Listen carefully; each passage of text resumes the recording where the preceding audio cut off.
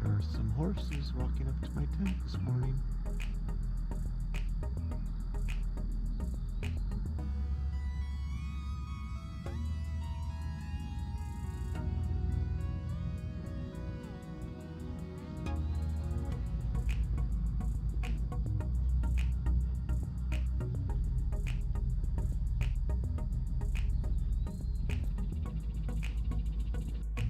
Now they're leaving.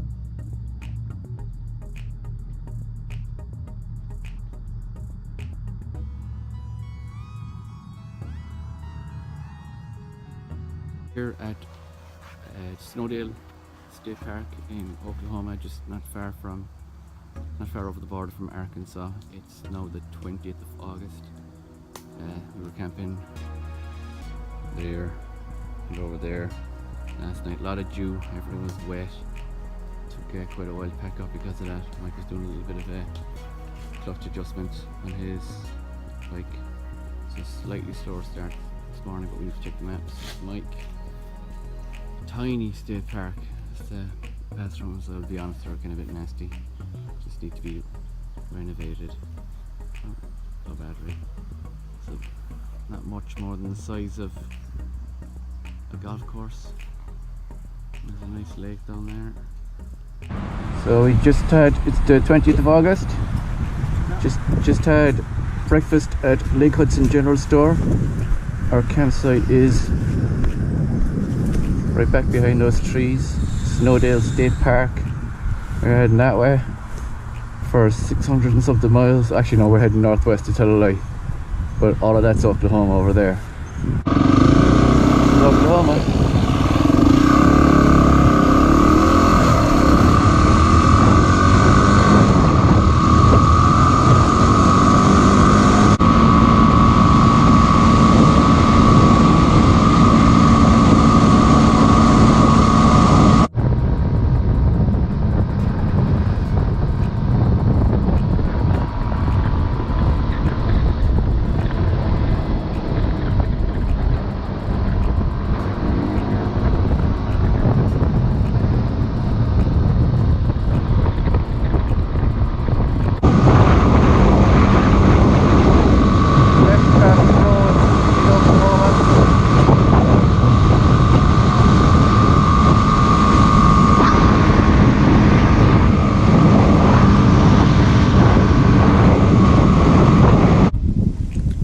Struggling a bit with the my center maybe, but it's not appearing to switch on, so we're trying to charge it. Just grab my glove, making sure I think it's actually charging. We get to go on this interesting farm road. We've never been across the cattle grid until today, until right now.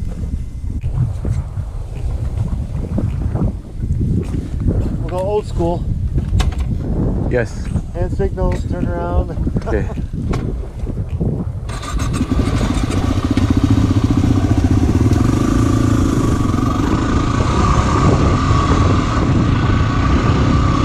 Haven't seen anything quite like this.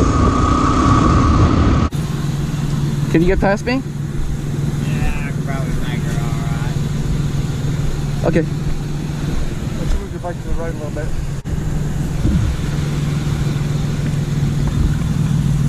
Good old boys.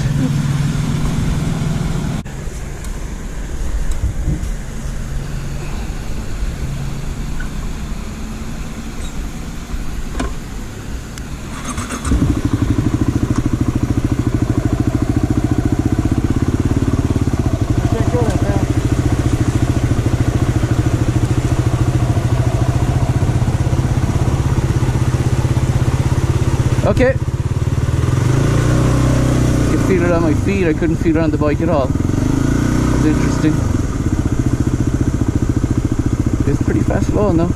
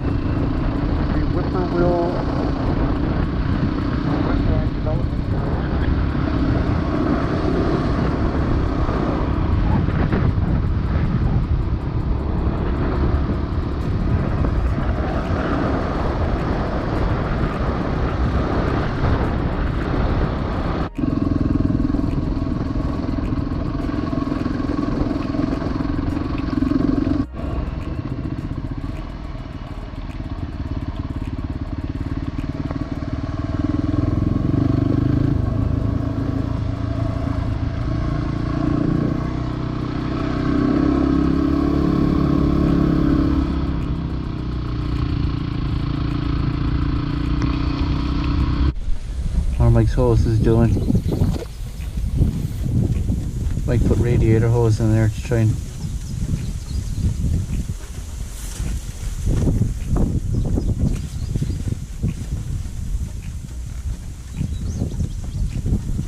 yeah, I see two.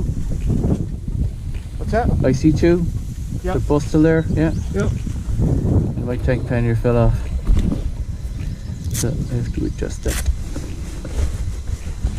That's going to happen with bumpy road. You don't need to see me adjusting this. Oh, the other thing I want to show you is that was leaking quite a lot earlier. So the butterfly there are thousands and thousands of them as they're flying. Oh, you know, total. You come across a few dozen of them and they almost look like leaves, but they're not. Clouds in the road. We're right alongside each other to keep the dust down, or so I don't get covered in dust. And that easy.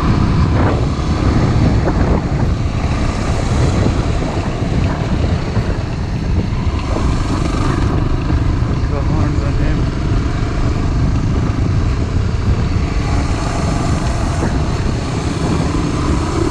Fantastic.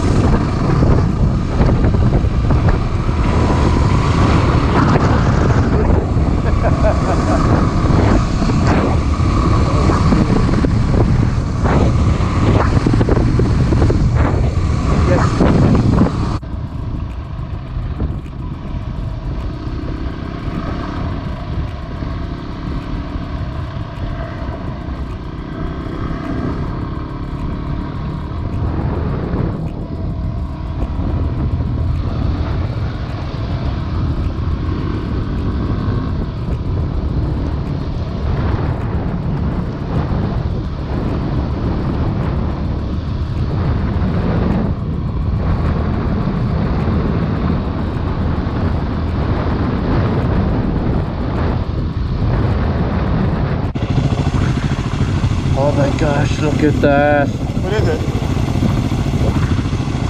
It's alive, Michael, and it's a massive dragonfly. Wow. That's crazy. Get out of his way. He's probably wondering why we're stopping. Wow. That was nuts. I can see it's still moving after it hit me. Wow. The camera's still on. Yeah. Look at all this open range. We're back up there. I would not have wanted to miss this. No, this is really, really cool. I'm really enjoying it.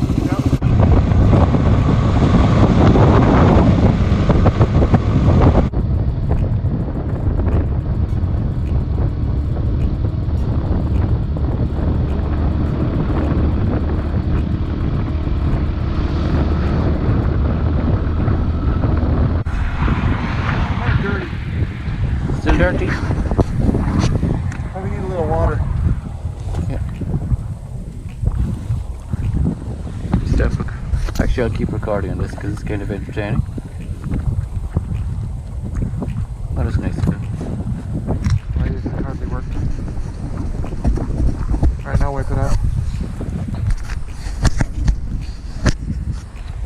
Good? Yeah. Okay. Cleaner. Probably need to lick it. Mike says I probably need to lick it. I don't know if you heard that. Just stopped and I was just adjusting my tank pannier. This road, even though it's tarmac, is in pretty bad shape. Oh, here comes the car. Should probably get moving. We're off this way for 10 miles or something. There's two 20+ mile long straights separated by a couple of corners. Or the chicane. I spent all this money on fancy equipment and gear, and I have $6 of hose giving me a little space between my Moscow Moto bag and my hot muffler. Episode 3 of the Trans-America Trail. It's August 20th, a Monday. The daily mileage was 277 for a total of 819. And this is obviously from my notes from the road, my 2 pages in my little moleskin notebook. So the wildlife observed were squirrels, deer, which were leaping a fence. I didn't get that on video, unfortunately. Mike saw a camel, I remember. Cows on the range, and again more dead armadillos. Lodging anxiety was 0. Gas anxiety I've noted here as 3. I figured out that I had less gas in my tank than when I started. I thought I had more than I did. Put 4 gallons in when Mike only put in 1, so that answered that question. Motorcycle condition, well, this was not good. Leaking fork seal. I made 3 attempts to fix, including a call to Travis of Go Race in Virginia, who done the forks for me. He was super helpful, thank you Travis, but unfortunately they were damaged beyond repair. I ultimately had to get them replaced. I'll cover that in a later episode. I mentioned here that Mike bought radiator hose to fix his burning Moscows, and he shoved the radiator hose in between the Moscow Reckless 80 and the heat shield. We stopped at a car parts place, I can't remember which one it was. I thought that was a really great idea of Mike's to do that with the radiator hose, because it's obviously will be capable of taking the heat. It worked perfectly, worked for the rest of the trip. I mentioned here my fork seal, leaking fork seal allowed oil to get onto my brake disc. I realised that when I overshot a corner, scared the life out of myself. Onto the next page, rider condition, even more tired. Trail difficulty, easy except for a patch of sandy gravel. Got the bike up quite squirrely. Trail condition, very good. It was fast going, and we didn't see any other riders on that day. For notable events, grasslands were gorgeous. Cows in the road was cool to see. Deer leaping the road was spectacular. Bike issues dogged us all day, costing us time. We rode the last hour on tarmac, as the gravel was on 1 mile grids with a stop almost every time, and we got kind of tired of it, and with the leaking fork seal it wasn't helping. And then we camped at Great Plains, sorry, I always get this wrong, camped at Great Salt Lake Plains State Park in Oklahoma, and it was just myself and Mike that were there. And I think, as I might show you in the video, it was a cool campsite and a spectacular location. And that's it for episode 3.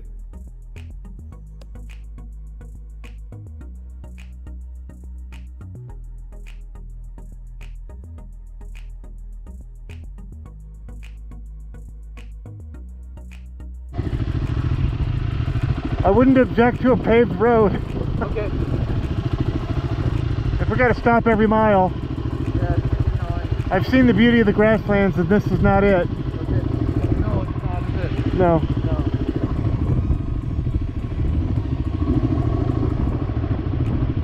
This is just America's breadbasket.